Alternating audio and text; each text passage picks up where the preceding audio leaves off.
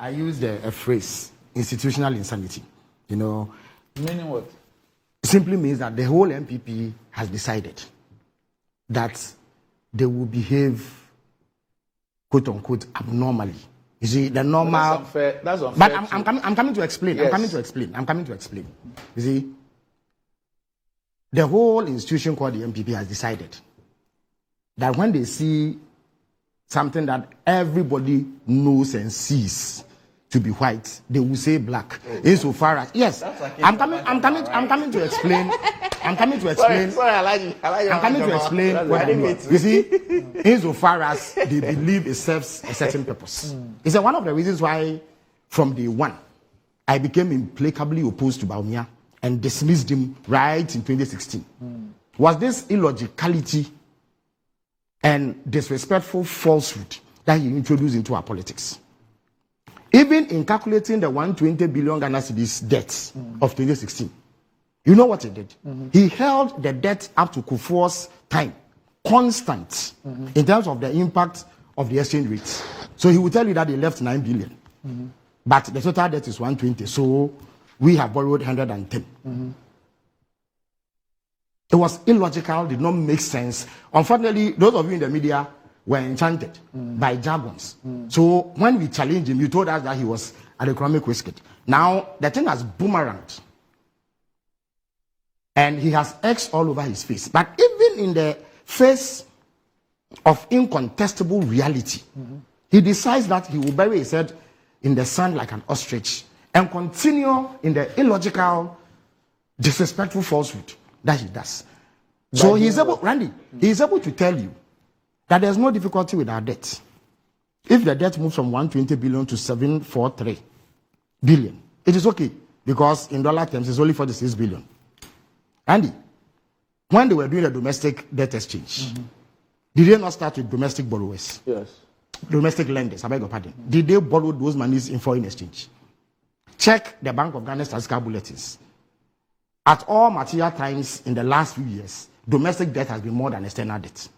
That is borrowed in local currency. When they go into the Ghanaian financial markets and borrow, like the finance minister does every month, does he do it in dollars or in cedis?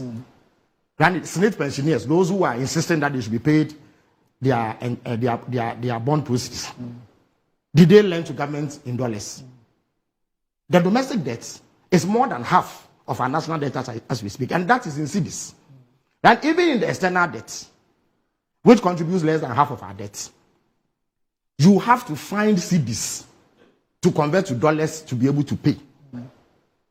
So the notion that conveniently you can convert the debt we have into dollars and do comparisons is completely flawed. It is absurd. It is illogical. It is a disrespectful falsehood. And number two, the most worrying thing about debt is not even your debt to GDP ratio, because indeed there are countries that have debt to GDP ratios getting to 200%, but it is not a problem. Because first of all, they borrow at minimal interest rates. Some of them borrow at 0.5%, others at 1%. Yeah. You are borrowing on the international market between 9 and 13%. But more critically, Randy, your ability to service that debt is what determines everything. By 2021, it had become apparent that we were spending close to 92% of all tax revenue on debt servicing. That was when the alarm bells began ringing. They declared bankruptcy and an inability to service debts because of this. What it meant is that if we serviced our debts, there will be nothing left to do anything. That was a time when they reluctantly accepted the IMF's debt restructuring conditionality. Now, the point I was making to Alhaji was that this 92%, which led to us declaring that bankruptcy or whatever you want to call it, was in cedis. In cedis. In fact, in the budget, if you check the budget, the appendices, sometimes it's 4A, sometimes it's 3A, depending on where they place it in the budget, you will find that they will indicate how much of our taxes or revenue we are going to use to service debt. And it is indicated in cedis, because that is what the government of Ghana needs. To convert to dollars in order to service our debt. Even the servicing, the component that requires dollars is simply the external bit. But the domestic bit is serviced in cedis. So that whole argument is flawed. You see, it is clever by half. They think they are being smart by trying to do this comparison. So you said, oh, it has increased by only 11 billion. But Randy, it has moved from 120 billion to 743. Anybody who tells you that it is better to owe 743 billion than it is to owe 120 billion is simply insane, Randy. And our means words. But if we converted it to dollars, we will not be that distressed. Absolutely not. If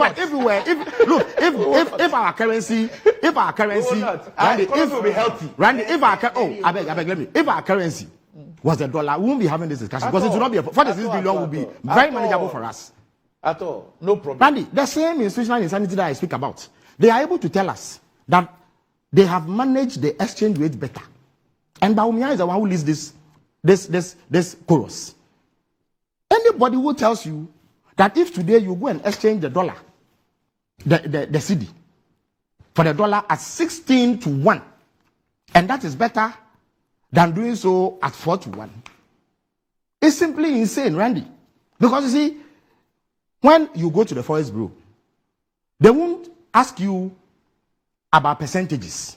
Randy, you have to cough up that 16 cedis to get $1. In any event, Randy, even if you do the percentage depreciation, it is bigger than it was in the 8 years of the NDC. And Hussein is a finance person. Let him do the calculation right now. Whether rate of change or depreciation, which has a different formula, and Hussein knows it. Randy, they are able to tell us that they have managed this economy better at a time when we have defaulted on our debt. Randy, how is it that one government was in place, it was able to service debts regularly without difficulty? Just about 35% of our revenue was going to debt servicing.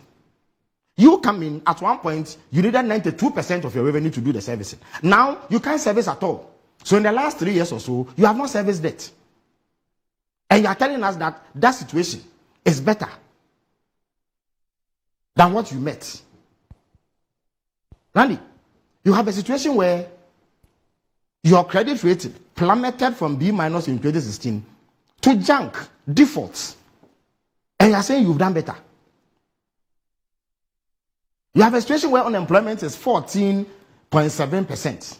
They say that is better than it, and he says they've created more jobs. Randy, I won't even bore your ears with the inconsistencies and lies they've been telling. Sometimes it's 5 million, sometimes it's 2 million, sometimes it's 2.1. But me alone has given 3 figures in the last year.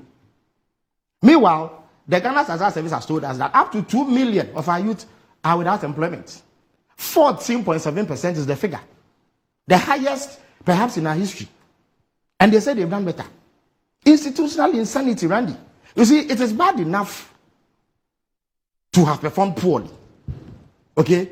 But there are times when you can admit that, look, I have done poorly, but perhaps give me a chance to do better. But when you tell them in the midst of overwhelming evidence that you've done poorly, that you have done better, you are insulting them on top of the hardships you are taking them through. And that is why Bawumia has no credibility. Nobody believes anything he says these days. That's why he has to dance comically in order to let people feel that he is one of them. Because, Randy, if the economy was running at full throttle, that would be his number one message. Because in this election, Randy, the key issues are the economy and unemployment. When you go to the street and you meet people, in my rounds in AAK, those are the things I'm confronted with. From women to youth to the elderly. It is about the economy and unemployment. And Bawumia is not responsive to these two. First of all, his record is abysmal. He can't hold it up to scrutiny. The reason why he fled, he has run away completely from the economy. Meanwhile, you and I know that if the economy was working well, that would be his number one campaign message.